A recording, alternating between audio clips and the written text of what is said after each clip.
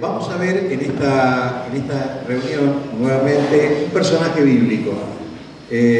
Vamos al Antiguo Testamento nuevamente y al libro de Jonás. Y vamos a ver algún aspecto de este maravilloso libro de la Biblia.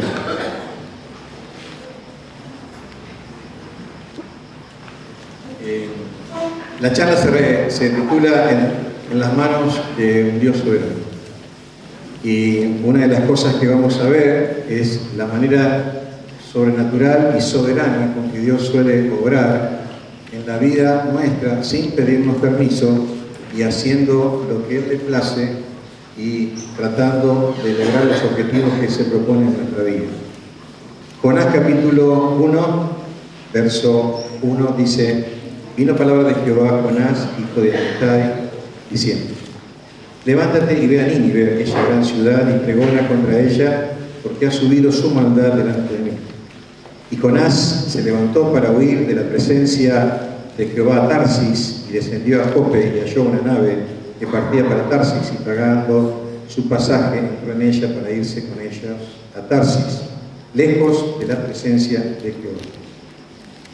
Pero Jehová hizo levantar un gran viento en el mar, y hubo en el mar una tempestad tan grande que se pensó que se partiría la nave. Los marineros tuvieron miedo y cada uno clamaba a su Dios y echaron al mar los enseres que había en la nave para descargarla de ellos. Pero Jonás había bajado al interior de la nave y se había echado a dormir. Y el patrón de la nave se le acercó y le dijo: ¿qué tienes, dormilón? Levántate y clama a tu Dios, quizás tendrá Él compasión de nosotros y no pereceremos. Y dijeron cada uno a su compañero: venid y echemos suertes para que sepamos por causa de quién nos ha venido este mal. Y echaron suerte, y la suerte cayó sobre Jonás. Entonces le dijeron ellos: decláranos ahora por qué nos ha venido este mal. ¿Qué oficio tienes? ¿Y de dónde vienes? ¿Cuál es tu tierra? ¿Y de qué pueblo eres? Y él le respondió: yo soy hebreo y temo a Jehová, Dios de los cielos, que hizo el mar y la tierra. Y aquellos hombres temieron sobremanera y le dijeron: ¿por qué has hecho esto? Porque ellos sabían que huía de la presencia de Jehová, pues él se lo había declarado. Y le dijeron: ¿qué haremos contigo para que el mar se nos aquiete? Porque el mar se había embravecido más y más. Él le respondió: tomadme y echadme al mar, y el mar se os aquietará. Porque yo sé que por mi causa ha venido esta gran tempestad sobre vosotros. Y aquellos hombres trabajaron para hacer volver la nave a tierra, mas no pudieron, porque el mar se iba embraveciendo más y más contra ellos. Entonces clamaron a Jehová y dijeron: te rogamos ahora, Jehová, que no perezcamos nosotros por la vida de este hombre, ni pongas sobre nosotros la sangre inocente, porque tú, Jehová, has hecho como has querido. Tomaron a Jonás y lo echaron al mar, y el mar se aquietó de su furor. Y temieron aquellos hombres a Jehová con gran temor, y ofrecieron sacrificio a Jehová e hicieron votos. Pero Jehová tenía preparado, esa es una palabra para subrayar, un gran pez que tragase a Jonás. Y estuvo Jonás en el vientre del pez 3 días y 3 noches. Vamos al capítulo número 4.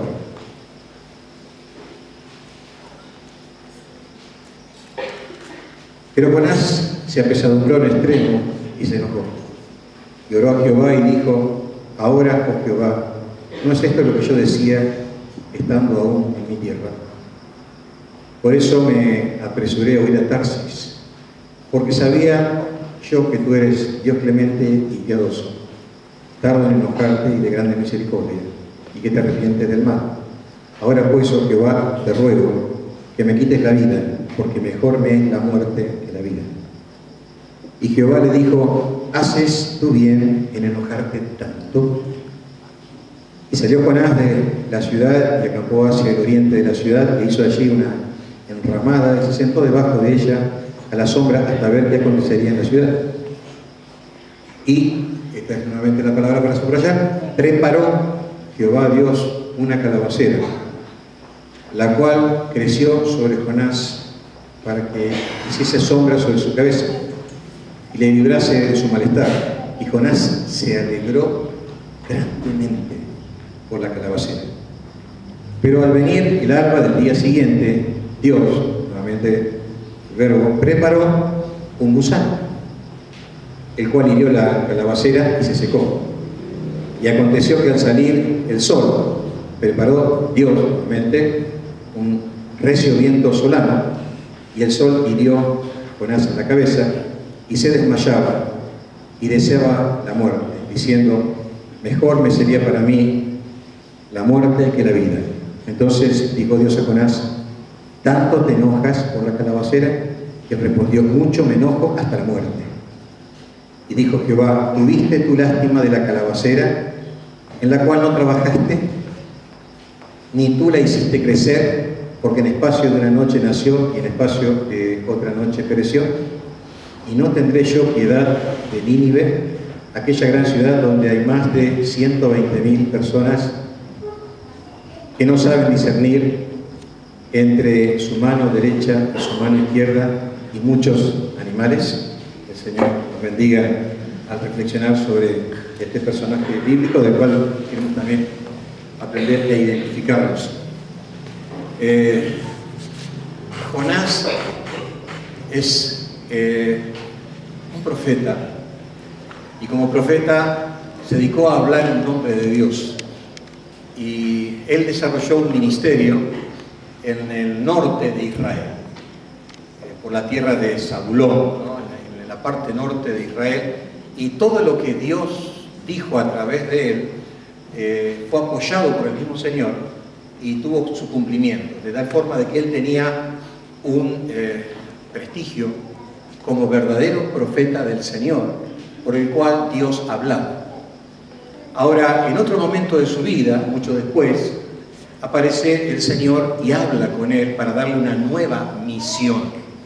Cuando nosotros leemos el pasaje, los 4 capítulos de este libro, pensamos siempre en el propósito de Dios de sanar espiritualmente a la nación ninivita, una nación perversa, de gente realmente perversa. Esta gente se ufanaba de la gente que mataba y asesinaba. Es más, juntaban como recuerdo las calaveras de sus víctimas. Tapizaban con piel humana en las paredes. O sea, eran gente sanguinaria, cortaban manos, brazos, todo. Eran gente perversa, eran enemigos del pueblo de Dios. Ahora, evidentemente los israelitas no lo miraban a ellos con agrado, no pensaban bien de esta nación. Y bueno, el Señor quiso salvarlos y realmente los salvó. Y siempre estamos enfocados en eso. Jonás, vino un pez muy grande y se lo tragó, como cantan los chicos en la escuela americana. Y en la otra, es decir, la nación ninivita se salvó.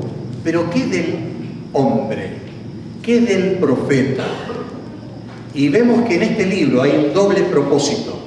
El propósito que Dios tenía de salvar a una nación para que lo conociera a Dios y dejara de ser una nación politeísta, para ser una nación monoteísta y creer en el único Dios verdadero, Jehová, el Señor. Pero había otro propósito: trabajar en el corazón de una persona y hacer que a través de las experiencias de la vida, lo que hubiera en el corazón de esa persona se diese a conocer. Entonces Dios tiene el propósito de educar ese corazón, de sanar ese corazón. Y de la misma forma, como vimos hoy con Jacob, de la misma forma también trabaja en nuestra vida. Así que vamos a ver en relación al verbo que aparece 4 veces, el verbo preparar, que significa disponer. O sea, Dios dispuso, y dispuso 4 cosas. Un pez, Dios dispuso una calabacera, Dios dispuso un gusano y Dios dispuso un viento solar. Son las 4 cosas. Y vamos a ver cómo este disponer de Dios es un acto soberano de Dios, por medio del cual Él quiere lograr algo en la persona con la cual está tratando. Y nosotros tenemos que aprender en nuestra vida a identificar aquellas cosas que Dios dispone, que Dios coloca en nuestra vida, como activadores, como instrumentos, como facilitadores para que en nuestras vidas puedan producirse cambios y transformaciones espirituales. Vamos a ver la primera preparación. Dios preparó un pez. Cuando nosotros miramos la historia, siempre nos enfocamos, pobre Jonás, lo tragó un pez. Y pensábamos allí, bueno, ¿y qué pez habrá sido del mar Mediterráneo? Y bueno, una ballena, y otros piensan, no, esto era un tiburón blanco, y era otro tipo de pez grande, no se sabe qué era, pero era un pez muy grande. Se han encontrado, hasta dentro de esos peces se han encontrado caballos, o sea, peces grandes los hay.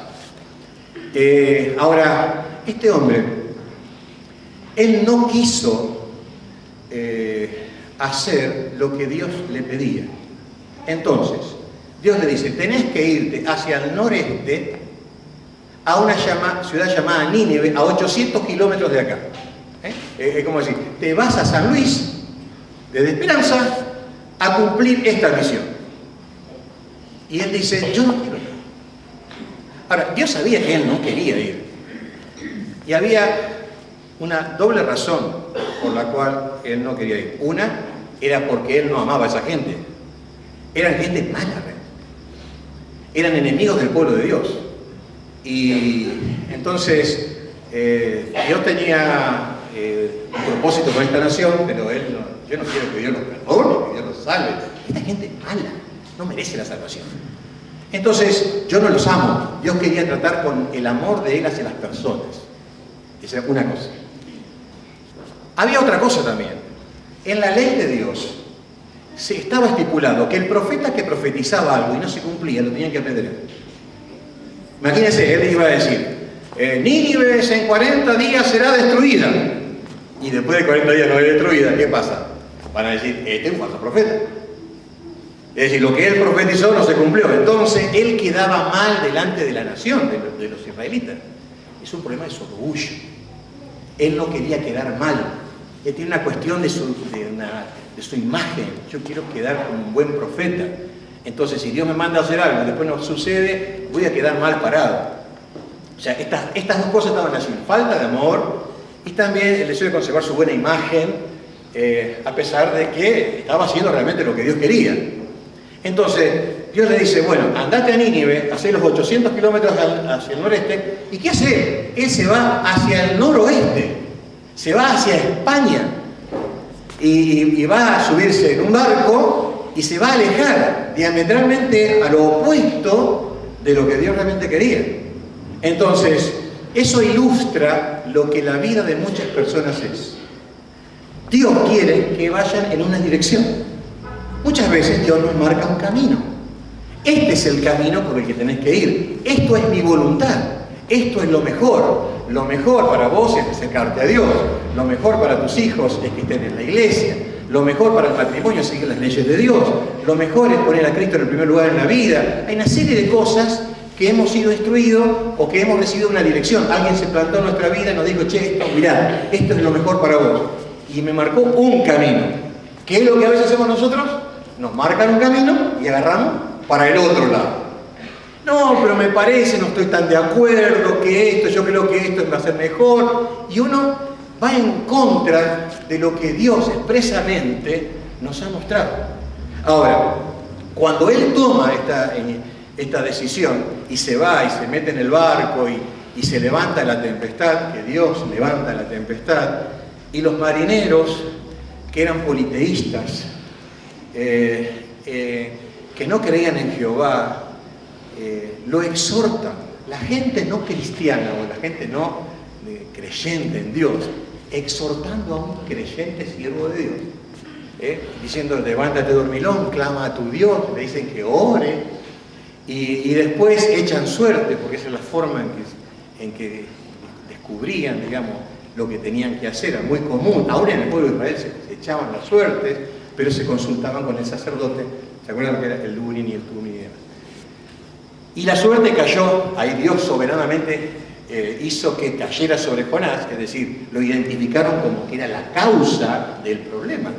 Y entonces lo identifican, él les explica realmente que era un profeta de Dios, creador del cielo y de la tierra.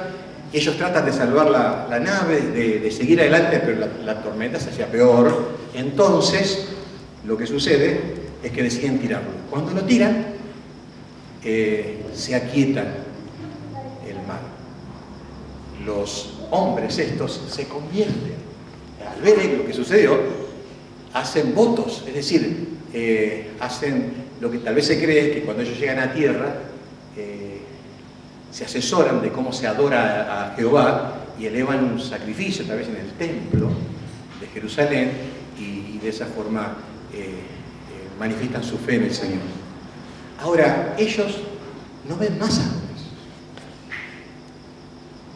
Y nosotros podríamos pensar, ¿de cuántas formas Dios lo podría haber salvado a este hombre? Tal vez una ola grande que lo tiraba hacia la costa del Mediterráneo y el tipo se salvaba. Un pedazo de madera que encontraban por ahí, él se ponía a flotar. Pero el tema no fue así. Si uno lee el capítulo 2, vemos que él va descendiendo, él no está en la superficie, él va bajando. Él dice que ve los cimientos de la tierra, él ve las algas. O sea que el hombre va bajando, tomó aire, va bajando. Y él, lo grave de él no es el pez, lo grave de él es que se va a morir ahogado, porque él va bajando. Y en un momento no va a tener más oxígeno y se va a morir. Entonces, él, a causa de su rebeldía, de su corazón obstinado, estaba viviendo en su experiencia personal las consecuencias de haber sido rebelde a Dios y estaba siendo tragado por las aguas. Ahora, el pez no es un castigo, el pez es el salvoconducto de Dios. El pez vino a salvarlo de que no se muera ahogado. Entonces viene el pez y lo traga. Es la salvación, porque él dice en el capítulo 2 que él clamó al Señor. Y cuando él clama al Señor, porque fíjense, él no oraba en el barco, pero abajo del agua sí oró. Y entonces dice que el Señor tenía preparado un pez, y el pez lo traga. Y lo tiene allí 3 días y 3 noches, que no son, de acuerdo al calendario hebreo, no son 3 días de 24 horas, ¿no? No llegan, creo que no llegan a 40 horas en total, porque es una parte de un día completo, y una parte del tercer día, como digo que el Señor Jesús, ¿no? Una parte del viernes, el sábado completo, y una parte del domingo. Ahora, él tenía, a través de esta experiencia, que vivir anticipadamente, a modo ilustrativo, lo que iba a ser también la muerte del Señor. Su muerte es como ser tirado al mar, como Jesús fue lanzado a la cruz, fue llevado a la cruz. De la cruz, llevado a la sepultura. Él fue sepultado en el vientre del pez 3 días y 3 noches. Y como el Señor que resucitó al tercer día, él al tercer día fue vomitado en las costas del mar Mediterráneo. Su experiencia tenía que ser como que realmente era casi la muerte, lo más cercana a la muerte. Así que él estuvo esos 3 días, 38, 40 horas, allí dentro del vientre del pez. Me pareció una experiencia espantosa. Ustedes imagínense, si nunca escucharon el ruido de que hacen las ballenas, ¿no? Los peces en el agua.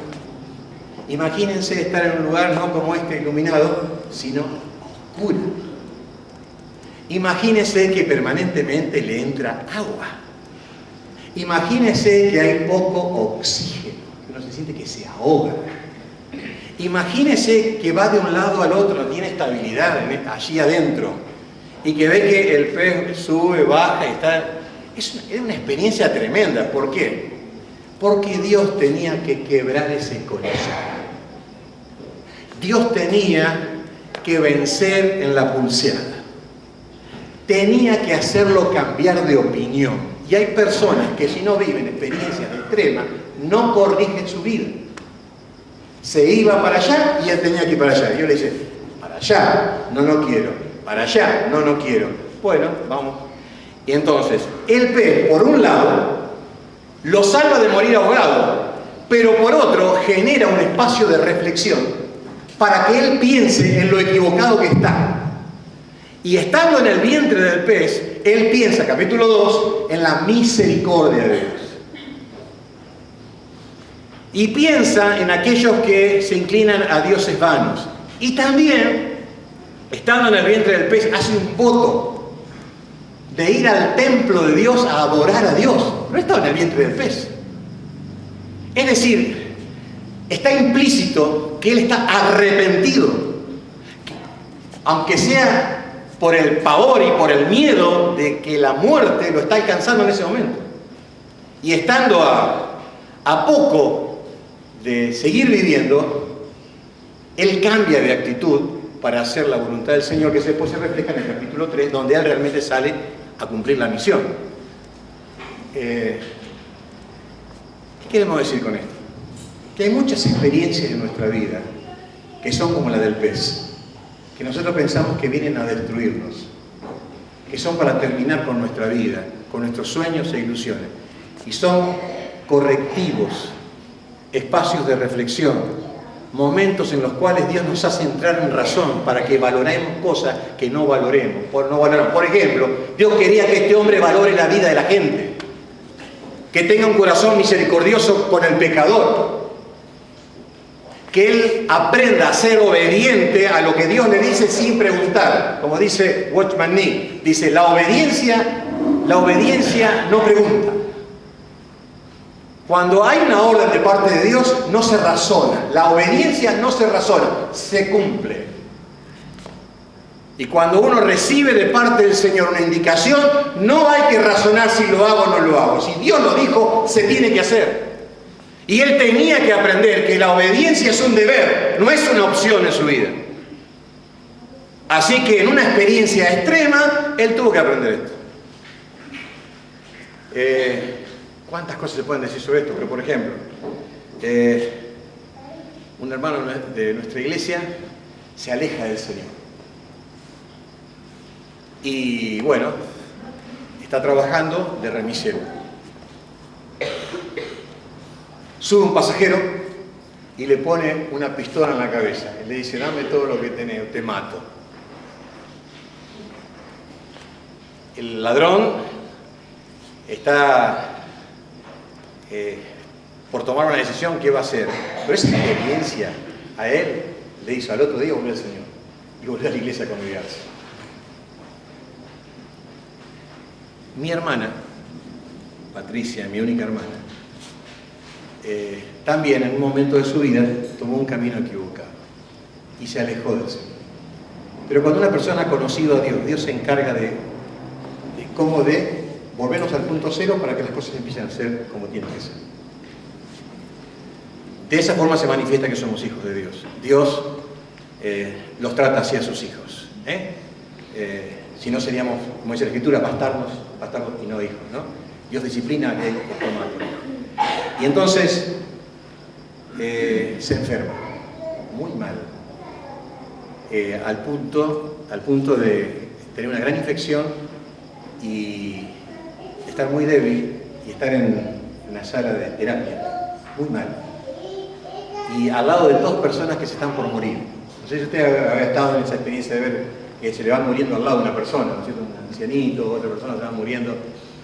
Y ella dice, yo no sé si yo lo veía o no lo veía, pero yo veía como sombras negras que se acercaban a esas personas y después se morían, ¿no? Y me agarró tanto impacto, dice, me pegó tan fuerte que yo en ese momento me di cuenta de que yo no podía seguir así, lejos del Señor. Y que Dios me daba una oportunidad y Él me quería restaurar. Y ella vuelve al Señor y se sana. Y hoy ella está en la iglesia, con sus hijas, congregándose, son miembros de la iglesia, están sirviendo al Señor y todo lo demás. Pero una experiencia que parecía que era el pez que te viene a comer, es el instrumento que te termina salvando. Entonces, ¿por qué no pensar en esos términos? En esos términos. Una vez leía de una familia que tenía la casa cerca de un lago donde había cocodrilos. Y entonces, en un descuido, uno de los hijos se acerca demasiado y cae en las fauces de un cocodrilo. La madre lo que hace es correr, tirarse, clavarle las uñas en los brazos del chico y tirar. Se lo termina arrancando y salvando a su hijo. Y entonces el hijo dice, pero mamá, mira cómo tengo las manos, todas marcadas con llena de cicatrices, porque le clavó las uñas. Pero esas marcas, esas heridas, esas cicatrices, están mostrando el acto de amor que termina salvando a alguien. Entonces, evidentemente la experiencia del pez habrá quedado en su vida grabada. Estuve en el vientre del pez, pero eso me terminó salvando la vida. ¿Por qué no pensar que alguna de las cosas que nosotros hoy decimos, ¿cuándo me voy a librar de esto? ¿Cuándo va a terminar todo esto? Y resulta que eso es lo que me mantiene con vida. Eso es lo que me hace depender de Dios todos los días. Eso es lo que me hace orar. Eso es lo que hace acrecentar mi fe. Tal vez tu salud, tal vez un problema en la familia. Es el pez que Dios está enviando para librarte de un mal peor. Y es lo que te hace recapacitar, lo que nos hace pensar y nos hace darnos cuenta de que hay cosas en nuestra vida que realmente deben cambiar. Y que esto nos pasó porque en vez de ir para allá, fuimos para allá. Y Dios dice, punto cero. Vas a la orilla de vuelta y vas a ir donde debes ir. Así que Dios preparó un pez para salvar. De la muerte, de su extravío y del fracaso. Bueno, pensar en eso. Ahora, la segunda vez que aparece el verbo preparar es cuando dice que el Señor prepara una calabacera. Él sale de la ciudad, él predica durante un día de camino. La ciudad se podía caminar en 3 días. Él predica un día de camino. Después, como reguero de pólvora, todo el mundo se entera del mensaje. Dios le da el mensaje. En la primera vez Dios lo llama, no le da el mensaje. En la segunda vez que lo llama, en la segunda oportunidad le dice, yo te daré un mensaje. Después le da el mensaje y el mensaje es, en 40 días Nínive será destruida. 5 palabras. Mensaje re cortito, pero era el mensaje de Dios. Cuando Dios da un mensaje, por más corto que sea, toca y quiebra los corazones más duros. De estos perversos ninivitas, de estos perversos asirios, el Señor les rompe el corazón, desde el rey, los cortesanos y toda la nación. Tremendo. Ayuno y oración para toda la nación. Ni los israelitas, en su apogeo de gloria espiritual, vivieron una experiencia así. Gente no hebrea, gente que eran extranjeros, fuera del pueblo del Señor, vivieron una experiencia de encuentro con Dios. Y los que la tenían que tener estaban lejos de Dios. Una cosa de esas cosas que uno no entiende, ¿no? Un avivamiento en masa, lo que se llama en misiones movimiento de pueblo. Es una nación que adopta una fe. Y entonces este hombre se va afuera para ver la destrucción, porque él en su interior creía que, bueno, pero tal vez Dios la destruya. O sea, Dios, yo sé que es misericordioso, los puede llegar a perdonar, por eso se enoja, porque dice, vos me vas a mandar y después los vas a perdonar. Entonces se enojó. ¿Por qué te enojas? Pero igualmente se fue para mirar desde lejos a ver cómo Dios consumía, como consumió Sodoma y Gomorra, a ver si destruye esta ciudad. Y entonces estaba allí en el calor del día, en el sol abrasador, y el Señor, ¿qué hace? Le hace crecer una calabacera. Y eso habla de la dádiva de Dios, el regalo de Dios. Dios decide que su siervo esté bien. Y lo sorprende con algo, dice que lo alega gratamente. No dice que él agradece, guarda. Dice que él se alegró gratamente por esta calabacera, que son de crecimiento rápido, de una hoja que tiene más o menos unos 25 o 30 centímetros. Así que él se hizo una chocita, pero era tan mal constructor, la hizo tan mal, que Dios tuvo que ponerle una calabacera para que reforzara la construcción y el sol no pasara a través de lo que él había hecho. en eso vemos la gracia de Dios. Cómo el Señor nos sorprende con cosas que ni esperamos. Y qué importante es que nosotros podamos identificar la obra de Dios. Y no creamos que esto es casualidad, que esto sucedió porque la gente es buena, porque soy un dichoso, sino porque Dios decidió que sea así. En el día del bien, disfruta del bien, dice la Escritura. Y qué bueno es que nosotros podamos identificar las cosas buenas que nos suceden, pero al mismo tiempo atribuírselas a Dios y a Dios darle la gloria y las gracias por cada cosa que disfrutamos. Hoy, por ejemplo, no sé si van 4 fines de semana, medio lluvioso, sin sol, medio feo, ¿no? Diga, ¿cómo nos sentimos hoy? ¿Qué le decís al Señor en un día de sol como el de hoy? ¿Qué le dijiste hoy a Dios? Te pasaste, Señor, ¿eh? Hoy no está para ir a la iglesia.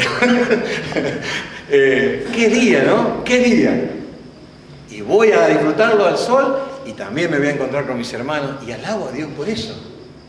Tuviste un viaje maravilloso y el Señor te cuidó. Gracias, Señor.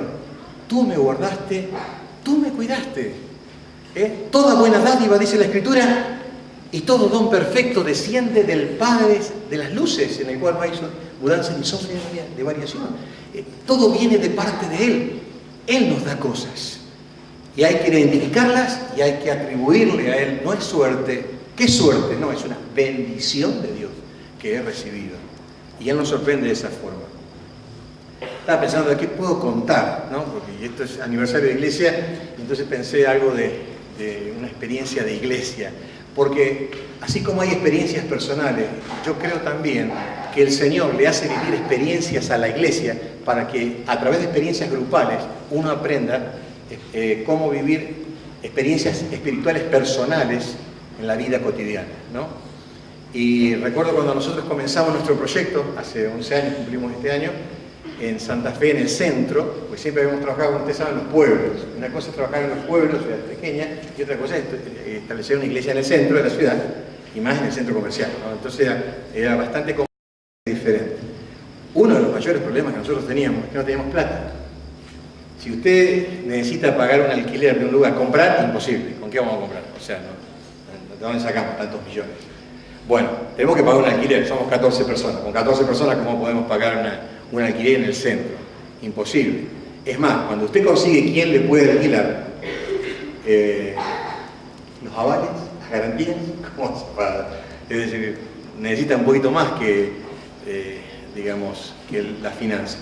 Recuerdo que una de las cosas que nosotros no podíamos conseguir eran los avales, las garantías. ¿Por qué? Porque teníamos 2 autos, el de Juan Daniel, el hermano Chavela, y el mío, nada más, y teníamos 2 casas, pero no servían los ingresos, los recibos de sueldo no daban. Yo soy misionero y él no le daba. Así que era una situación complicada.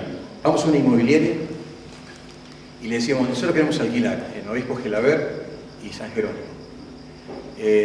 Me dicen, bueno, ¿qué documentación tienen? Nos atiende la dueña y la escribana. Esto, no, yo con esto no le puedo dar, me dice. Y después charlamos, y dice, mire, vamos a hacer una cosa, ustedes tienen cara de buena gente. Yo les voy a alquilar sin garantía. Así que nosotros no pudiendo conseguir garantías ni de cristianos, una persona no cristiana, por solamente vernos la cara, acepta que nosotros alquilemos el lugar. Bueno, problema solucionado, podemos tener, pero no tenemos la plata. Es decir, ¿cómo hacemos para tener el dinero para pagar? En ese momento estábamos pensando en 700 y chirola de dólares mensuales. ¿Cómo hacemos? Saquen la cuenta. Entonces, 14.000 pesos. ¿Cómo hacemos en ese momento? 14 personas para contar ese dinero. Bueno, nos pusimos a orar y oramos al Señor y se me ocurrió, voy a llamar a un amigo, pastor, o sea, tampoco tiene plata porque es pastor, digamos. Mira, Gabriel, le digo, que nosotros queremos alquilar pero no tenemos un peso. Me dice, mira, yo tampoco, pero venite para acá, algo vamos a hacer. Y me voy para Puerto Rico. Y entonces fui 15 días, no tenía para el pasaje. Entonces saco con la tarjeta de crédito y lo pago cuando el resumen venga. O sea, de ahí el primer paso de fe que teníamos que dar era ese. Vamos allá y entonces el hermano me consigue hablar en iglesias bautistas. No hay iglesias nuestras, hay iglesias bautistas. Estoy en una iglesia, estoy en otra iglesia, tiene que pagar el pasaje y tiene que conseguir para poder alquilar el lugar, ¿no es cierto? Entonces voy a una iglesia de 3.000 miembros. Tenían 3 cultos, 2 en la mañana y 1 en la tarde. Las 2 veces que me hicieron predicar a mí, el primer culto y en el último culto, el pastor no estuvo y se sintió mal. Y entonces luego me recibe, también estuve en otras iglesias, y hablo con él y me dice, pastor, la ofrenda del primer culto y la del segundo culto va directamente para usted. Con eso puede pasar. Pero no teníamos, esas son decisiones que tomó la persona y de provisión del Señor. Me dice Gabriel, mira, tengo un amigo que es médico y es un especialista en determinadas cosas, de los riñones, qué sé yo, tiene muchísimo dinero y apoya mucho a la obra misionera. Pero yo no le puedo pedir, o sea, nosotros no hacemos esto de pedir. Presentamos una necesidad y si Dios le toca el corazón a una persona, la persona decide apoyar o no. Pero estamos dependiendo de Dios, no de la gente, ¿no? Entonces, mi amigo, ¿qué hace? Pastor, agarra y dice, vamos, él es cubano, vive en Puerto Rico, casado con una puertorriqueña. Me dice, voy a hacer los frijoles como le gustan a él. Vamos a hacer unos frijoles con pollo como le daríamos al disco nosotros. Vamos a hacer una comida rica, que he visto un buen vino, tinto, Malbec, que allá no toman vino, pero ahí yo sí tomaba. Bueno, y entonces tomamos, comimos y charlamos, nos reímos, hablamos de la obra misionera mundial, porque él estaba asociado a una organización internacional, hablamos, terminó todo. Al otro día yo ya me estaba yendo de viaje, el pastor me mandó el dinero de la ofrenda para el pasaje y de vuelta, y me levanta el teléfono mi amigo y me dice, Daniel, este hermano decide ofrendarle para el alquiler por un año $700 por mes. Gracias, Señor. Y entonces volvimos, al primer mes tuvimos los $700 y durante 12 meses tuvimos el dinero y pudimos alquilar y allí comenzó esto. Entonces entendemos que Dios es un Dios de dádivas, que Él da cuando Él quiere, porque es de Él el plan. Él tiene los recursos. Entonces nosotros como iglesia entendemos que cuando estamos en el camino de su voluntad como cristianos, Dios suple milagrosamente las necesidades nuestras. Es muy fácil abrir la billetera y decir, tengo tanto. Un presupuesto está bien hacerlo, pero hay veces que Dios dice, te va a salir un poquito más caro de lo que vos calculás o podés. Y Señor, si esto viene de tu parte, tú me vas a proveer. Y confiamos en la provisión divina. Y cuando terminó los 2 meses, el hermano, los 12 meses, nunca más nos ofrendó. Y al año, 2 años, el Señor se lo llevó a su presencia. Se dio un cáncer en la cabeza y se fue. Y Dios lo usó a esta persona como un recurso, una eminencia, como un profesional en Puerto Rico. Entonces Dios nos da como una iniciativa divina para cubrir una necesidad y como un acto de amor hacia nosotros. Dejemos que Dios nos sorprenda, esperemos que Dios nos sorprenda. Pero dice la Escritura que Dios también preparó un gusano. Es decir, ahora le dio y ahora le quita. El gusano viene y come. Y estas plantas son de rápido crecimiento, pero también se secan rápido si se las come, si se las golpea. Así que lo que le había traído alegría en un momento se lo quita. Este hombre se enoja, porque Dios da y Dios quita. Ustedes saben lo que dijo Jonás. Jehová dio, Jehová quitó. O sea que Dios te da, pero Dios también te quita. Nosotros queremos que Dios nos dé siempre. Pero no, Dios da y quita también. ¿Por qué? Porque a través de eso aprendemos a depender de Él, no de lo que tenemos. En la vida hay que aprender. San Pablo era un hombre que tenía riquezas y aprendió a vivir con riqueza. Pero también tuvo escasez y aprendió a vivir con escasez. Cuando tenía, no se agrandaba y era humilde, sabiendo que Dios se lo había dado. Y cuando Dios se lo quitaba y tenía poco, dependía de Dios para que Él cubra sus necesidades. Por eso dijo, todo lo puedo en Cristo que me fortalece. Cristo le hacía estar bien, contento con mucho, y le hacía estar contento con poco. He aprendido a contentarme cualquier sea mi situación. Es muy fácil estar contento si yo tengo 100.000 pesos en el banco y la billetera llena en el bolsillo. Pero hay que estar contento sin nada en el banco, con la llamadita que dice, ¿tiene un descubierto? Y que veo que no, me robaron y no tengo la plata. Señor, ese tipo de contentamiento es el que no debe depender de lo que me pasa. Depende de mi relación con Cristo. Cristo es la causa de mi gozo y alegría, no es lo que tengo. Eso es lo que aprendí Pablo. Eso se aprende en la vida, se aprende. Ahora, este hombre cuando perdió lo que recibió, se enojó. Se enojó.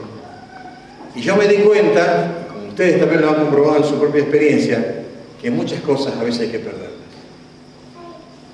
Y hay cosas que se pierden que no se recuperan más. Y que hay cosas que se pierden que nos duelen mucho. Y que hay cosas que se pierden que son necesarias perderlas. Y que aprendemos más de lo que perdemos que de lo que recibimos. Que cuando recibimos, hasta nos creemos que somos merecedores de lo que recibimos. Y cuando nos quitan, pensamos que es injusto que nos quiten.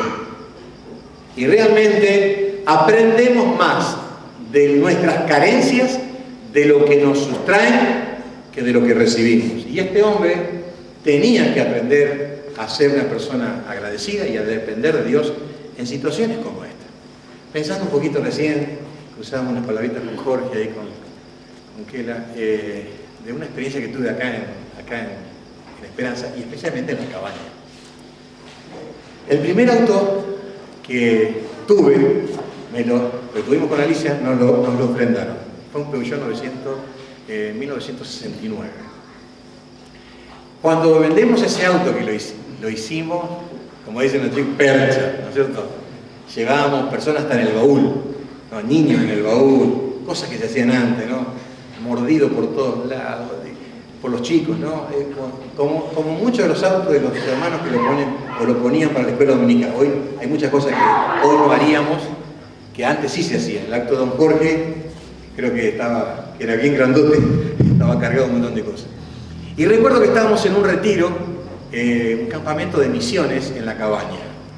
Y yo tenía el Ford Falcon, modelo 71. El Ford Falcon en ese momento se decía el auto para el misionero, ahí lo cargaba de gente, iban 30 personas, no, 30 no, pero 15 podían meter por cualquier lado. Era impresionante para el barro, para lo que sea, era tremendo. Y entonces dimos las charlas, viernes, sábado, domingo, eran de Calle La Rioja. Y estábamos en la última charla, domingo a la mañana, un mensaje desafiante a servir al Señor. Y entonces, cuando yo estaba predicando, aparece, creo que fue Ricardo, aparece Ricardo y dice, por favor, hermanos, todos los que tengan autos, sáquenlos, porque viene una tormenta y con el barro no van a poder salir. Yo estaba predicando. Yo digo, ¿quién sabe manejar un Ford? Levanta la mano, muchacho, apellido Maciel, ¿nombre? José. Bueno, yo dice, bueno, sacan los autos todos, ¿no? Sacan los autos todos. Bueno, hicimos un llamado, todo emocionado, gente llorando, todo hermoso. Pasa Ricardo a dar una buena noticia, ¿no? Y dice, bueno hermano, muy lindo, todo bla bla bla bla, dice, pero pasó algo. ¿Qué pasó? No, dice, justo iba el auto de José, dice, por el barro, dice, rápido, venía un Chevrolet a 90 grados, rápido también, se encontraba en la esquina y chocaron. Yo me entero ahí, Ricardo se lo dijo a todos, o sea, yo me enteré cuando le estaba diciendo a todos, ¿no? Yo estaba con mi esposa y mis hijos, mis 3 hijos. No, el problema, no veo con el auto chocado, es que no sirve más. ¿Cómo? No sirve más. Bueno, yo lo dejé para cría, a ver si daba en los campos ahí de Jorge, y ahí quedó, como no sé si queda gallinero, quedó. Y me acuerdo que nos fuimos en una camioneta, nosotros 5, sentados atrás de la camioneta, en días lluviosos, bien feo, como para que te pase algo así, y nunca más recuperamos ese auto, ¿cierto? Lo perdimos totalmente, ¿no? Entonces, como esas cosas, que son cosas materiales que es lo de menos, ¿cuántas experiencias que uno tiene a ver porque algo lo ha tratado de tener con mucho sacrificio, con mucho esfuerzo, es muy útil para nuestro trabajo, que uno puede perder cosas? Y a veces algo que nos duele mucho más es como cuando alguien pierde la salud. Y uno siente que el cuerpo no es el mismo. Uno siente que no tiene la misma fuerza que tenía antes. Uno siente que no tiene las ganas de hacer cosas que tenía antes. O el cuerpo no responde como antes. Y uno ha perdido, hay una quita de algo ahí. Bueno, tenemos que aprender a descubrir eso, ¿no? Que Dios da y Dios quita. Y así como Jacob tuvo una deficiencia física a partir de esa experiencia con el Señor, eso le llevó a depender más y a confiar en el Señor. Y tal vez a depender más de otras personas que pudieran hacer lo que él por sí mismo no podía hacer. Dios quita. Y lo último, termino. La pérdida de lo recibido, la pérdida de los beneficios, la pérdida del sitio de confort. Es lindo tener todo, es muy difícil. Y la crisis. O sea, ya sentía el calor porque se le secó la planta. Ahora vino un viento solano. El viento solano ahí es un viento con, no sé, como el sonda o algo peor, que cambia el humor de la gente. Viento norte, viento del este, viento, ¿cómo dice? Peste, como peste. Bueno, pero este es un viento que a uno le cambia el humor. Se pone enojón, se enoja. Uno se pone realmente mal, ¿no? Así que este hombre, aparte de estar triste porque se le murió la calabacera, está enojado porque le duele la cabeza. Es como que se cree que se va a caer desmayado del sofocón de calor, se siente transpirado, se le pega la lengua al paladar por el calor que hacía. Y mira así, ve el sol que le parte el cerebro. Es una experiencia física, ambiental digamos, deplorable, le cambia el humor, ¿no? Entonces, el Señor, en ese momento, así como a Jonás, lo mete en un aula. Ese es el aula donde Dios, vamos a echarle un ratito ahora.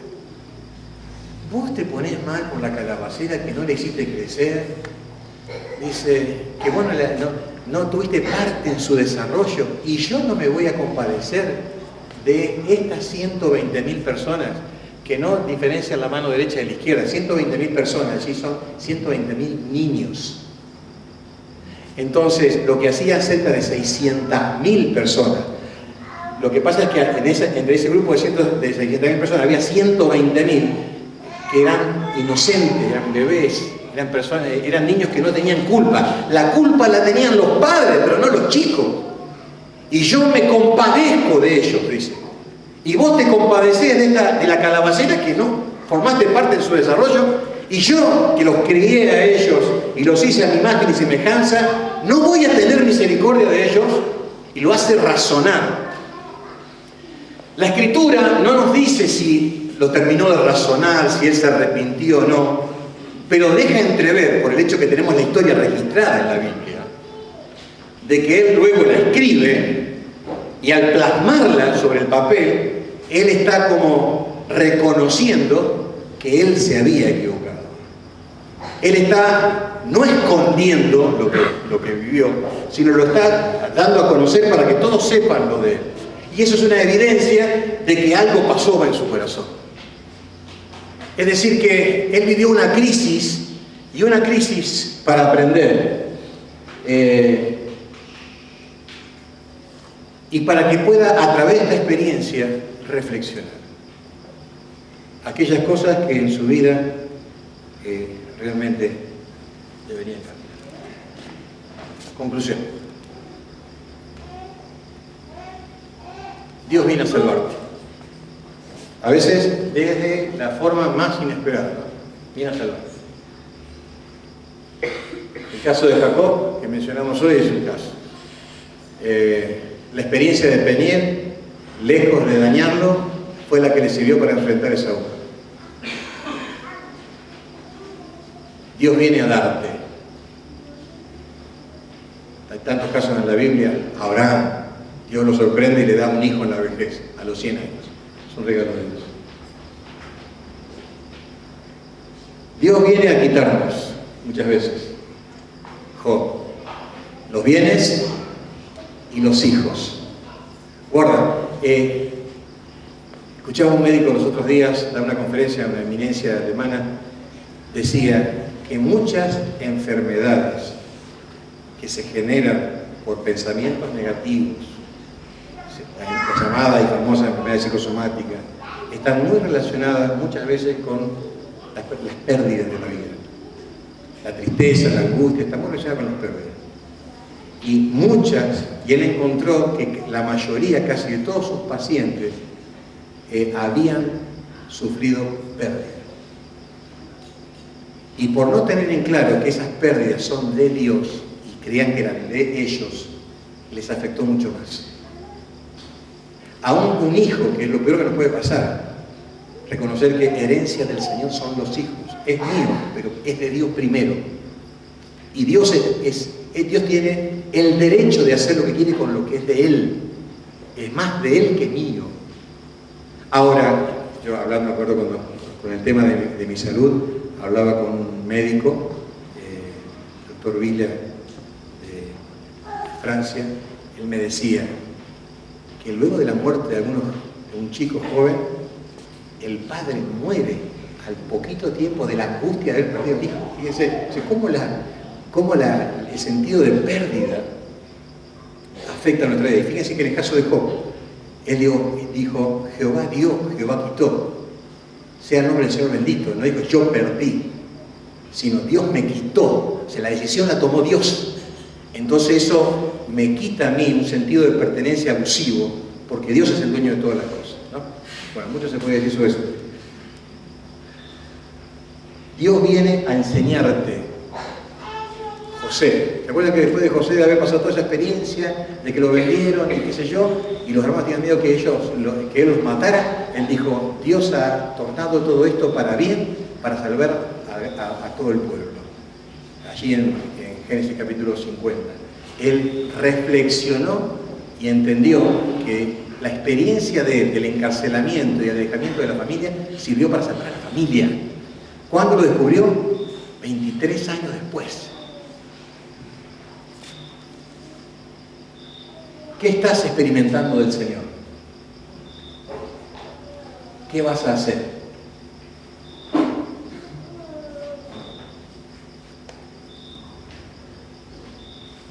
Él te está, ¿cómo dicen?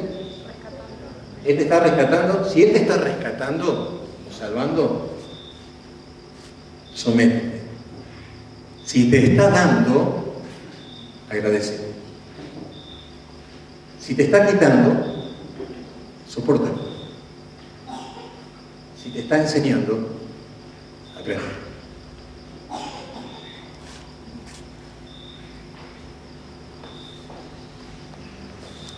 ¿Por qué no pensamos en esta noche, antes de retirarnos, en que Dios está tratando con nuestra vida? Tal vez haya alguna persona en este lugar que realmente no entendió muchas de las cosas que le están pasando en su vida. Yo quiero decirte en esta noche que Dios está tratando de que entiendas algo. Tal vez sea que no podés vivir sin Él, que necesitas a Dios en tu vida. Y Dios ha mandado un pez, y Dios te ha dado cosas, también perdiste cosas, y estás como en una confusión, en una reflexión, tal vez hasta enojo en tu vida, porque no sabes lo que está sucediendo. Y es el Señor que está viniendo a tu vida para decirte realmente lo que necesitas es un encuentro conmigo. Lo que necesitas es el perdón de tus pecados, lo que necesitas es la salvación. Las cosas tienen sentido a partir de que entendemos que hay un Dios soberano que está provocando en mí la necesidad de que yo me encuentre con Él. El Señor Jesucristo murió en la cruz para que nosotros pudiésemos alcanzar la salvación.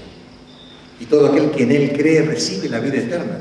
Pero lo que pasa es que los seres humanos creemos que no necesitamos al Señor.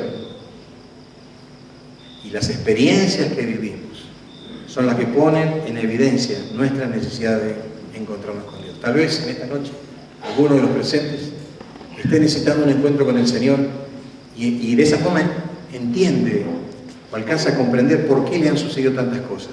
Tal vez es para que se dé cuenta que el camino que tomó en la vida es un camino equivocado. Necesita encontrarse con Dios a través del Señor Jesucristo. Vamos a orar. Vamos a hacer dos breves oraciones. La primera oración me gustaría que oremos con las personas que necesitan hoy tener un encuentro con el Señor.